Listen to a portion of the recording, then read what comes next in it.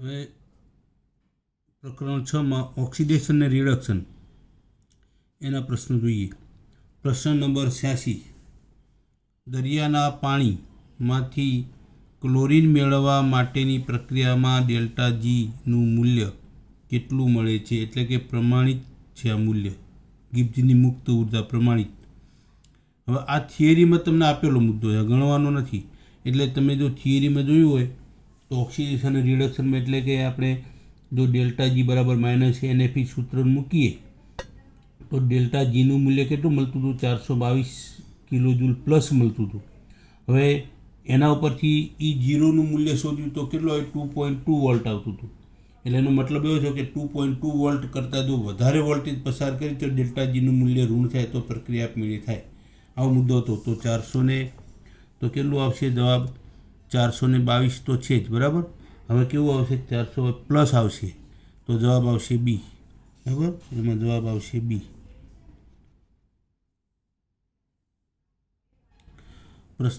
પ્રશ્ન નંબર 87. નિક્ષાલન દ્વારા મળતા ગોલ્ડ કે સિલ્વરના સાયનાઇડ સંકીર્ણ આયનને અંતે કઈ ધાતુ રિડક્શન કરી? હવે જો એમાં તમે જેનો ઓક્સિડેશન પોટેન્શિયલ વધુ હોય એવી ધાતુ જો એમાં ઉમેરીએ તો એ સંકીર્ણ બનાવશે અને સંકીર્ણમાં જે વપરાણો હોય ધન આયન એ છૂટો પડશે, એટલે સિલ્વર છૂટું પડશે. તો ઝીંકનો ઓક્સિડેશન પોટેન્શિયલ બધા કરતાં ઊંચો છે તો Zn ઉમેરવામાં આવે તો Znનું સંકીર્ણ બનશે અને ગોલ્ડ કે સિલ્વર જે હોય એ સાયનાઇડ સંકીર્ણમાંથી છૂટો પડશે, બરાબર. આ સિદ્ધાંતનો ઉપયોગ કર્યો આપણે. બોર્ડમાં પૂછાયેલો પ્રશ્ન છે, સંતુલન અચળાંકનું મૂલ્ય 1થી વધુ હોય તો? હવે આપણને ખબર છે કે જો કેસીનું મૂલ્ય 1 હોય તો કેસીનું મૂલ્ય 1 હોય તો સંતુલનમાં હોય.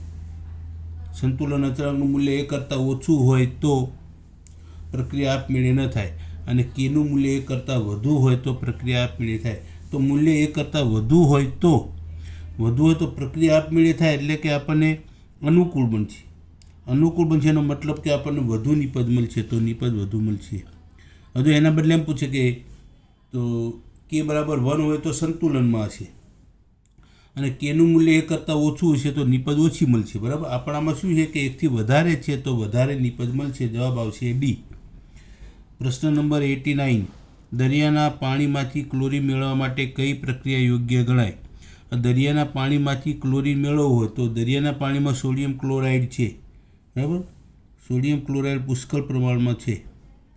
તો જો આપણે બ્રાઇનનું જ્યારે વિદ્યુત આપણે જો સોડિયમ ક્લોરાઇડના મંદ જલીય દ્રાવણ અને સાંદ્ર જલીય દ્રાવણની વિદ્યુત વિભાજનની પદ્ધતિઓ જોઈ ને તો આમાં સાંદ્ર જલીય દ્રાવણ હોય તો શું Cl-1 એટલે કે ક્લોરાઇડનું શું થશે? ઓક્સિડેશન, બરાબર. એટલે આપણને એનોડ ઉપર ક્લોરીન વાયુ મળશે તો આપણે આ પ્રક્રિયા યોગ્ય ગણાય, બરાબર.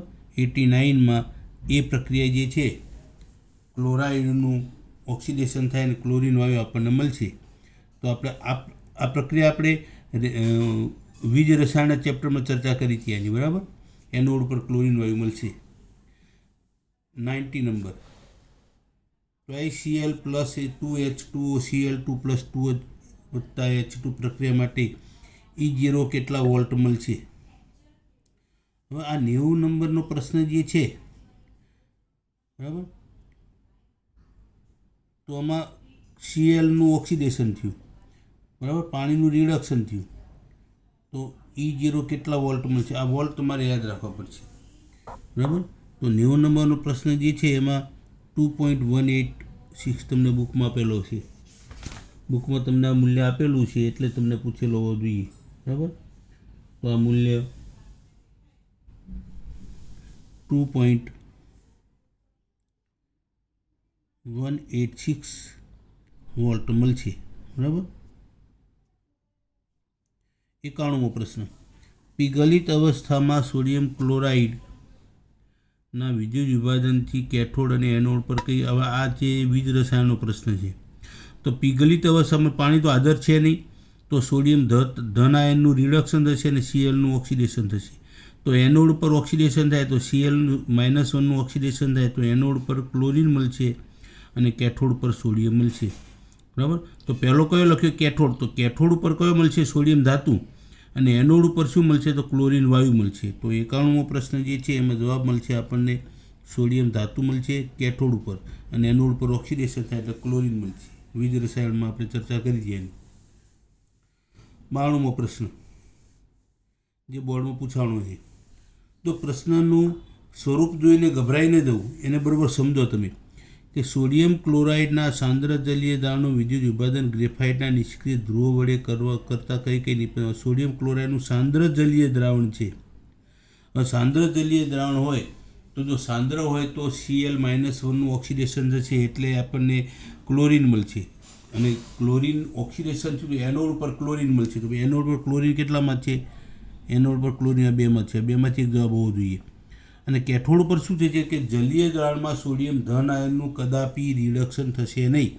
જલીય દ્રાવણ છે ને, જલીય દ્રાવણમાં સક્રિય ધાતુનું કદાપી ધન આયનનું રિડક્શન થશે નહીં, એટલે કે ધાતુ મળશે જ નહીં. તો સોડિયમ ધાતુ આપણને મળવાની જ નથી. તો હવે બાકી કોણ રહ્યું? પાણી. તો પાણીનું રિડક્શન થાય, પાણીનું રિડક્શન થાય તો આપણને શું મળશે? હાઇડ્રોજન વાયુ મળશે. બરાબર. તો હાઇડ્રોજન વાયુ મળશે.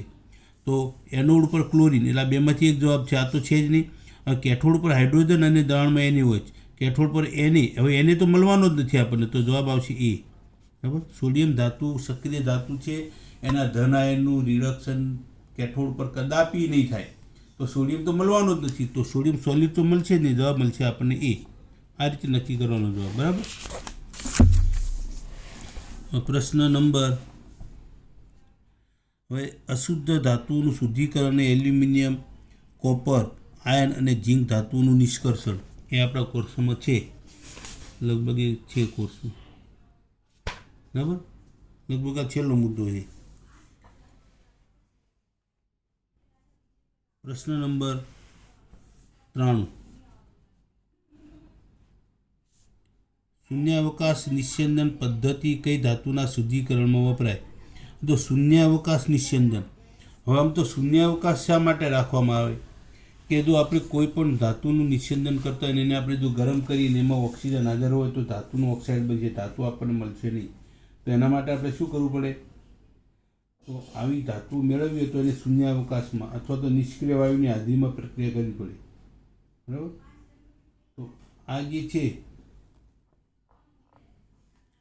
આમાં તો ઝીંક, મર્ક્યુરી, કોપર અને એલ્યુમિનિયમ.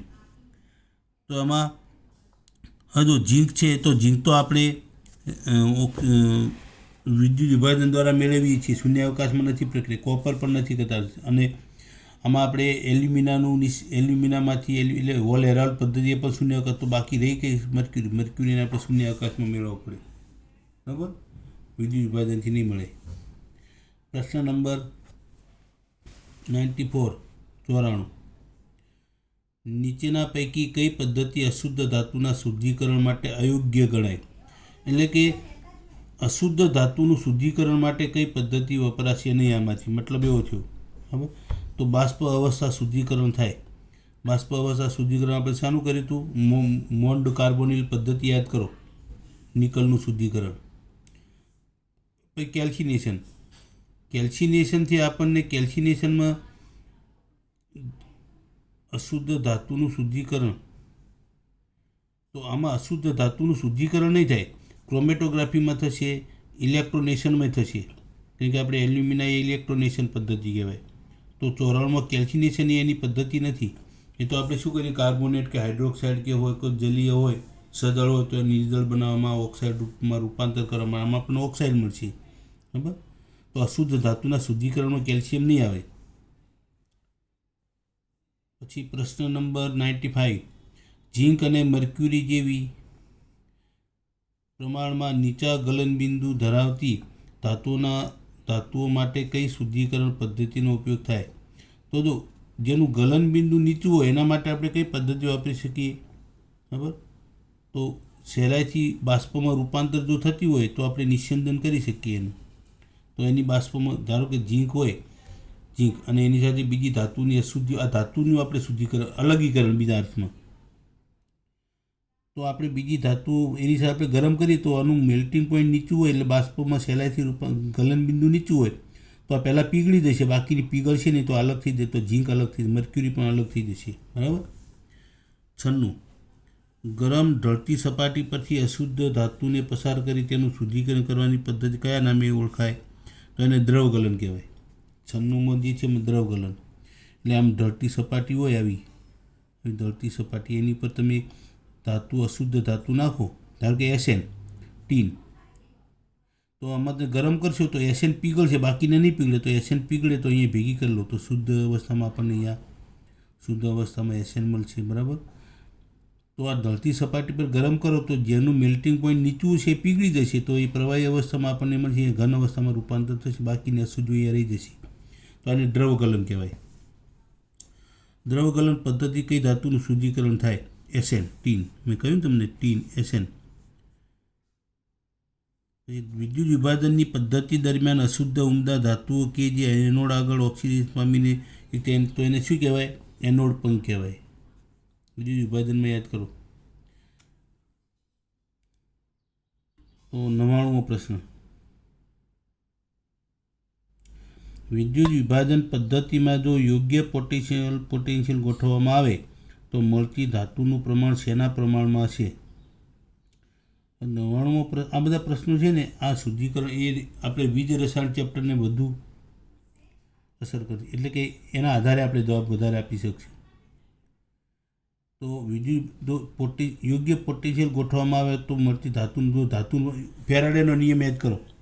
બરાબર. મળતી ધાતુનું કેટલું છે? પસાર કરે વિદ્યુત જથ્થાના સમપ્રમાણમાં હોય. તો જવાબ આવશે 99માં એ, ફેરાડેના નિયમ પ્રમાણે. પ્રશ્ન નંબર 100.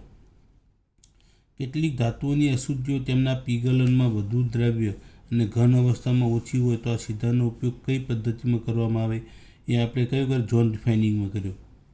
આનો ઉપયોગ આપણે ઝોન રિફાઇનિંગમાં કરીએ છીએ. એમાં સ્પષ્ટ લખેલું છે સિલિકોન, જર્મેનિયમ જેવી ધાતુઓ માટે. બરાબર. હવે તમને એમ પૂછે કે આ ઉપયોગ કઈ ધાતુ મેળવવામાં, એમ તો કઈ આવશે? એમાં સિલિકોન આવશે, જર્મેનિયમ આવશે. એમાં ઝોન રિફાઇનિંગ, વિભાગીય વિશુદ્ધિકરણ જેને કહેવાય. પ્રશ્ન નંબર 101. અર્ધવાહકમાં વપરાતા અને અતિ શુદ્ધ જર્મેનિયમ પ્રાપ્ત કરવા માટે કઈ પદ્ધતિ? હમણાં જ વાત થઈ, ઝોન રિફાઇનિંગ. બરાબર. જર્મેનિયમ ને સિલિકોન માટે ઝોન રિફાઇનિંગ વપરાય. પ્રશ્ન નંબર 102. સિલિકોન જેવી અર્ધધાતુના શુદ્ધિકરણમાં મેં હમણાં તમને વાત કરી, ઝોન રિફાઇનિંગ, સિલિકોન અને જર્મેનિયમ બંનેમાં.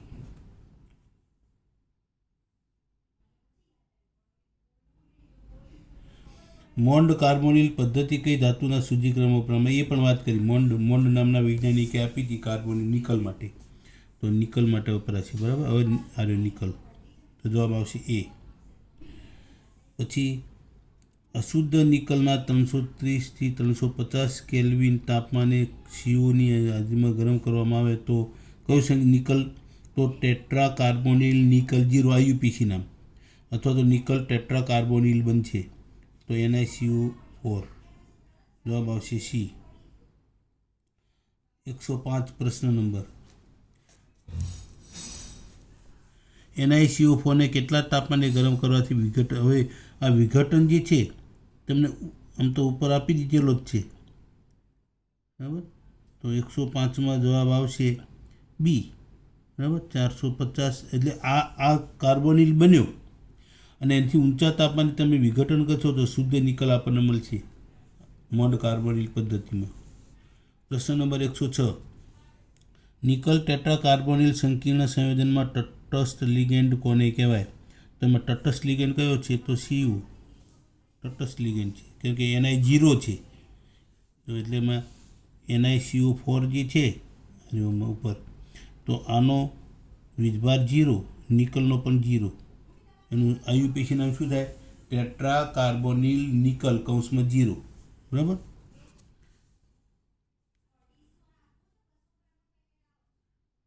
પછી અશુદ્ધ નિકલમાંથી શુદ્ધ નિકલ મેળવવાની બાષ્પ અવસ્થા શુદ્ધિકરણ પદ્ધતિ કયા વૈજ્ઞાનિકે? મોન્ડ નામના વૈજ્ઞાનિકે આપી. ઝિર્કોનિયમ અને ટાઇટાનિયમ જેવી ધાતુનું શુદ્ધિકરણ કઈ? વાન આર્કેલ. ટૂંકનો તરીકે પણ પૂછેલી વાન આર્કેલ પદ્ધતિ. પછી કઈ પદ્ધતિ ઝિર્કોનિયમ ધાતુમાંથી અશુદ્ધ સ્વરૂપે ઓક્સિજન અને નાઇટ્રોજન દૂર કરી શકાય? 109 તો એ જવાબ આવશે. કયો આવશે? જો ઝિર્કોનિયમ અને ટિટેનિયમ ધાતુઓના શુદ્ધિકરણ કઈ પદ્ધતિથી કરવા, એનું શુદ્ધિકરણ કઈ પદ્ધતિ, એ બરાબર. કઈ પદ્ધતિથી ઝિર્કોનિયમ ધાતુમાં અશુદ્ધિ સ્વરૂપે રહેલો ઓક્સિજન અને નાઇટ્રોજન દૂર કરી શકાય? તો એમાં વાન આલ્કેલ. આમાં વાન આલ્કેલ જ આવશે. 110 નીચેના સમીકરણ દ્વારા શુદ્ધિકરણની કઈ પદ્ધતિનો ખ્યાલ મળે છે? તો ટિટાનિયમ અને આયોડિન. તો એમાં આયોડાઇડ બન્યો, એનું વિઘટન થયું. તો આ કઈ પદ્ધતિ છે? વાન આલ્કેલ. આ વાન આલ્કેલ પદ્ધતિ. એનું વિઘટન થયું, ટિટાનિયમ છૂટો પડ્યો. જેમ મોન્ડ કાર્બોનિલમાં નિકલ મળ્યો, એમ આમાં વાન આલ્કેલમાં ટિટાનિયમ મળશે, ઝિર્કોનિયમ મળશે. આના બરાબર ઝિર્કોનિયમ લખે તો ઝિર્કોનિયમ મળશે. 111 ટિટેનિયમ આયોડાઇડ TiI4 ને 1800 કેલ્વિન તાપમાને જેના ઉપર વિદ્યુતીય રીતે ગરમ કરી વિઘટન કરી શુદ્ધ ધાતુ જમા થાય? તો ટંગસ્ટન ફિલામેન્ટ. ટંગસ્ટન ઉપર તો ગરમ કરો તો આ વિઘટન થઈ જશે. બરાબર.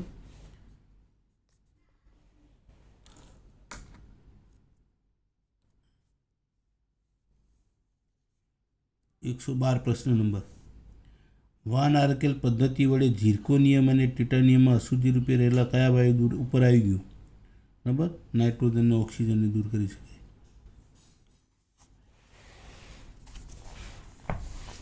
પ્રશ્ન નંબર 123. વાન આલ્કેલ પદ્ધતિ દ્વારા શુદ્ધિકરણ દરમિયાન ધાતુનું રૂપાંતરણ શામાં કરવામાં આવે? હવે તો આમાં જે છે ને, આમાં આ બાષ્પશીલ સંયોજન માટેની. તો વાન આલ્કેન મોન કાર્બન અસ્થાયી બાષ્પીય સંયોજન હોય તો શું થાય કે બાષ્પશીલ સંયોજનોમાં અલગ કરીને એને પછી એનું વિઘટન કરો તો એમાંથી આપણને ધાતુમાંથી અસ્થાયી બાષ્પ, સ્થાયી હોય તો એનું વિઘટન નહીં થાય. તો અસ્થાયી બાષ્પશીલ સંયોજનમાં આપણે એનું રૂપાંતર કરીશું. પ્રશ્ન નંબર 114.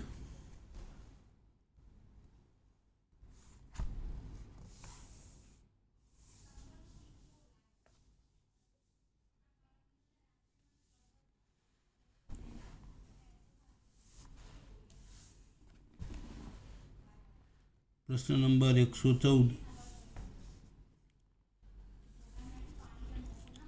ક્રોમેટોગ્રાફીય પદ્ધતિમાં કયો પદાર્થ અધિશોષક તરીકે વપરાય છે? હવે આમાં અધિશોષક તો ઘણા બધા વપરાય, બરાબર, પણ આમાં કયો વાપરેલો છે? તો પહેલાં તો કેલ્શિયમ ઓક્સાઇડ અધિશોષક નથી, સિલિકોન ડાયોક્સાઇડ નથી,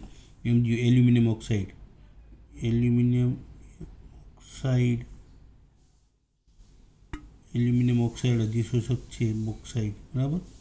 બોર્ડમાં પૂછાયેલો પ્રશ્ન છે કે ક્રોમેટોગ્રાફી પદ્ધતિને બુકમાં આપેલો છે, એમાંથી તમારે જવાબ આપવાનો છે. તો ક્રોમેટોગ્રાફી પદ્ધતિમાં અધિશોષક તરીકે કયો વપરાશે? એમાં એલ્યુમિનિયમ ઓક્સાઇડ, બરાબર, બોક્સાઇડ, એલ્યુમિના. ક્રોમેટોગ્રાફી પદ્ધતિ કોર્સમાં છે.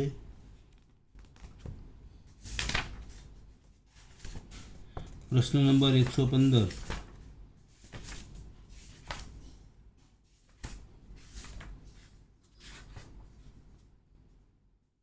પ્રશ્ન નંબર 115. કોલમ્સ એટલે કે કોલમ ક્રોમેટોગ્રાફીમાં કયો ઘન પદાર્થ અધિશોષક તરીકે વપરાય? વળી પાછો એક પ્રશ્ન આવ્યો, એલ્યુમિનિયમ ઓક્સાઇડ. 116. ક્રોમેટોગ્રાફી અલગીકરણમાં કયો સિદ્ધાંત સમાયેલો છે? હવે તો ક્રોમેટોગ્રાફીમાં જે સિદ્ધાંત જે છે એ યાદ રાખજો ખાસ. એમાં અધિશોષણનો સિદ્ધાંત છે, બરાબર.